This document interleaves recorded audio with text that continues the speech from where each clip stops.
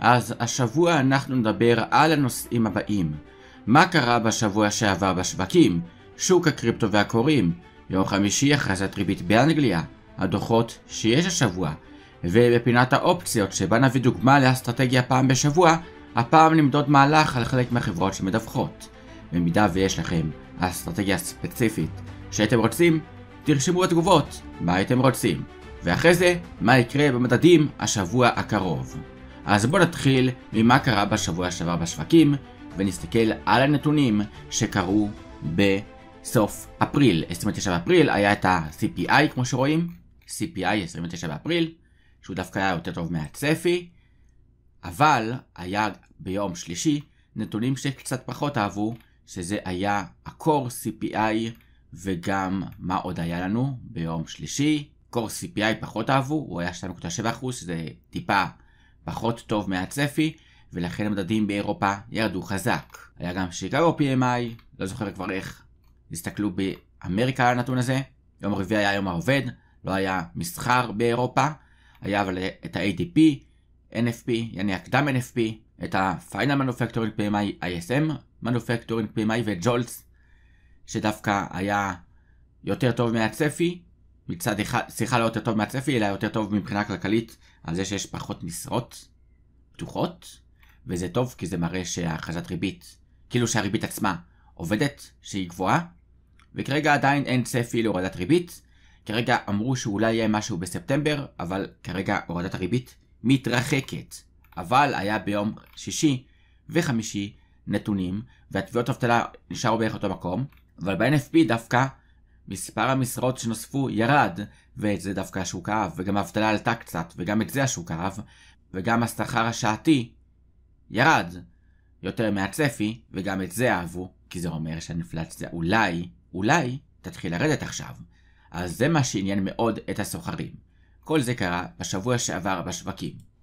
אם נסתכל על נסדק נראה בגרף יומי, שביום שני עלינו טיפה, שלישי ירדנו חזק, רביעי דשדוש, כאילו ריבית, ועלינו לפה ואז ירדנו חזרה למטה, חמישי המשכנו לעלות, ושישי המשכנו לעלות. וכל זה קרה בשבוע שעבר. עכשיו בואו נסתכל על שוק הקריפטו והקוראים.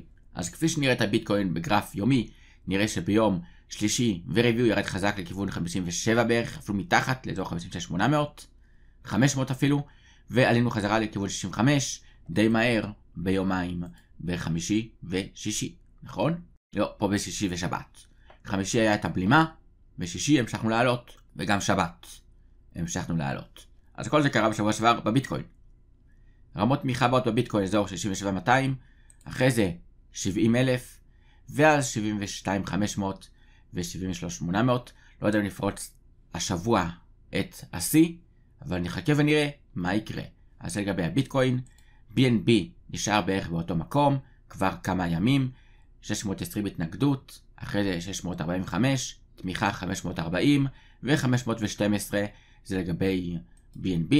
סולנה, תמיכה 120, התנגדות 160, ואחרי זה 200, ויש כמובן באמצע גם את אזור 180, תמיכה 120 אמרתי, אחרי זה 100, זה בינתיים מה שמעניין בסולנה. נעבור על הקורות, שחלקן אפילו מדווחות. מרה, נמצאת בערך באזור טוב, נתמכה לממוצע 20 בגרף יומי, וכרגע נראה אם נצליח לעלות כמובן לכיוון 20, ואז 25, ולהשלים פה אפילו איזה גאפ ב-27.80, וב-32, ולפרוץ את 34, ואז אולי נוכל להמשיך כלפי מעלה לכיוון, בוא נראה, לכיוון 40, 47, 58, ו-65, 83 זה היה, 83, 60, ומעל אולי 200, 300, 400, 500, אם הביטקוין יגיע $250,000 אולי, אבל אף אחד לא רואה את הביטקוין $250,000 כרגע, אף אחד. ראיות, בואו נראה ראיות. בראיות דווקא היו דוחות, לא זוכר אם אהבו אותם או פחות אהבו אותם. בואו נראה.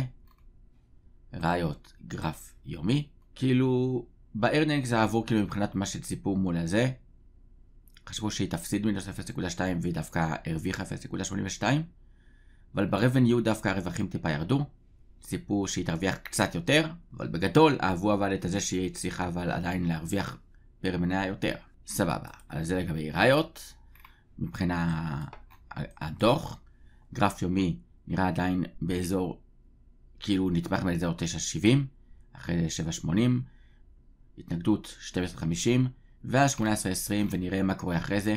נראה אבל שהיא פחות טובה ממרה בהרבה, אחרי התגובה הזאת, כי פעם הם היו שווים בשוויון, ועכשיו הם פחות.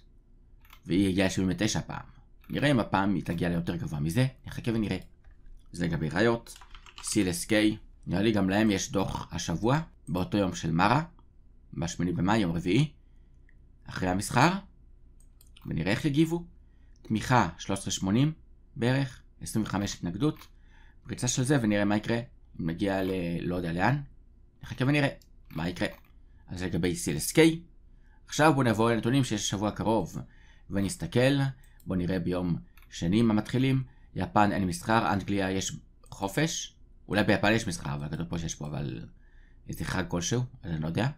יום הילדים, לא יודע מה זה אומר, יום הילד, אין אבל נתונים חשובים כל כך. יש כמה חברי פד שמדברים, יש בשוויץ איזה מישהו שמדבר, עכשיו שאני מושג מה זה. כאילו מה הוא ידבר, מה זה יעשה לשוויץ, כאילו למטבע, וכן הלאה. יש לנו גם הכרזת ריבית באוסטרליה, נראה. כרגע נראה שהצפי הוא שהם יישארו במקום, באוסטרליה. מה עוד יש לנו ביום רביעי?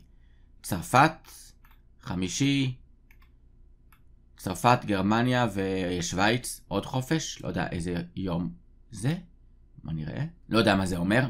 באנגליה אבל יש את הכרזת הריבית. באנגליה. כרגע הצפי שישאר במקום ב-5.25, וגם הנגיד שלהם ידבר. תביעות אבטלה יהיה לנו ביום חמישי. את ה-30 year bond action, שזה כבר התחיל להיות מאוד מעניין, וכבר זה נהיה אדום, פעם זה היה צהוב ולנתון לא מעניין, אבל הוא התחיל להיות מעניין פתאום, ולהזיז את השוק. יום שישי, GDP של אנגליה. בקנדה יש נתונים, וכתה consumer sentiment, UOM, אין לי מושג מה זה אומר, יש אותו בשעה 5 בערב, יום שישי, ב10 במאי. אז זה לגבי הנתונים שיש השבוע. עכשיו בואו נסתכל על הדוחות שיש השבוע. יש לנו את פלנטיר, ואת השאר אני פחות מכיר. מיקרוצ'יפ, מה עוד יש פה? דיסני, ריביאן וניקולה. מה עוד יש פה? דיקסי. לא דיקסי, סליחה, אוקסי. דיקסי זה של הדולר אינדקס בכלל. אוקסי, חברת אנרגיה. אובר, שופיפיי. כן, שופיפיי. שופ זה הסיבול. הפירם. טויוטה. בוא נראה מה עוד יש לנו. דולינגו. וואלה. ארם. רובלוקס. ביום חמישי. רובלוקס יהיה מעניין. מרה כמובן. ו-CLSK. יוניטי מדווחת. ודיגיטל אושן של השרתים. מעניין. יש פה עוד חברות כמובן שאני לא מכיר את כולם. אבל אלה מי שמדווחות. עכשיו בואו נסתכל על האופציות, מה הם חוזות, על רובלוקס, מרה וכן הלאה. נתחיל ממרה, בואו נראה מה חוזים במרה. אז כותבים כל, כותבים פוט ל10 במאי. למה שפה פעמיים? זה כתוב וזה כתוב. כרגע מהלך של 13% מצד לצד, זה מה שצופים בשוק האופציות, ככה זה נראה. נכון? זה פוט וזה כל. טוב. זה מה שצופים במרה, בואו נראה ב-CLSK מה צופים. 15% מצד לצד.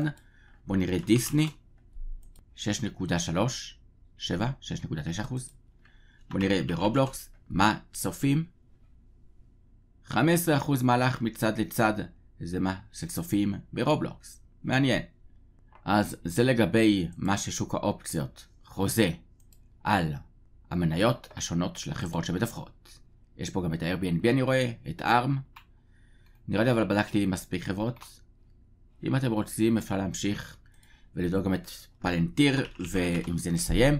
אבל אתם יכולים גם לבד לעשות בערך את אותו בדיקה כמו שאני עושה, וגם פה יש בערך 14% מצד לצד. גם בפלנטיר. סבבה. אז בואו נבוא לנושא הבא, שזה מה יקרה במדדים השבוע הקרוב. אז בואו נראה. אז השבוע הקרוב במדדים, אנחנו כמובן תלויים בנתונים שהולכים לצאת, למרות שאין הרבה נתונים חשובים השבוע באמריקה, אז יכול להיות שנחכה לעוד פרסומי דוחות, אולי נדשדש השבוע אחרי עליות חדות כאלה בגרף שבועי, בואו נראה מה קרה בגרף שבועי, אולי נדשדש השבוע ולא נעשה מהלך סופר מטורף אחרי יום זה, כמה בכלל עלינו השבוע בנסדק? 3.8% בערך, מגוון נמוך. אז אולי יעשו פה דשדוש. אולי נעלה ל-17,980, 18,180, 18,000 פסיכולוגי. נראה. אז זה מה שיקרה שבוע הקרוב. כנראה המשך עליות, אלא אם כן יהיה איזה ברבור שחור והדובים יקבלו שליטה. אבל כרגע לפי גרף יומי נראה שאנחנו דווקא בדרך למעלה, כי עשינו גבוה יותר מזה. אז קוד לא עושה נמוך מ-17,280, כנראה נמשיך למעלה לכיוון 18,300 וכן הלאה. אז זה הכל היום. אם אהבתם את הפרק הזה של הפודקאסט הכלכלי, אל תשכחו לעשות סאב ולייק ולשתף את התוכן עם עוד אנשים שלדעתכם יאהבו לצפות בו. אז תודה רבה שהייתם פה ונתראה בפרק הבא. אז שלנו אחלה שבוע. אז יאללה ביי.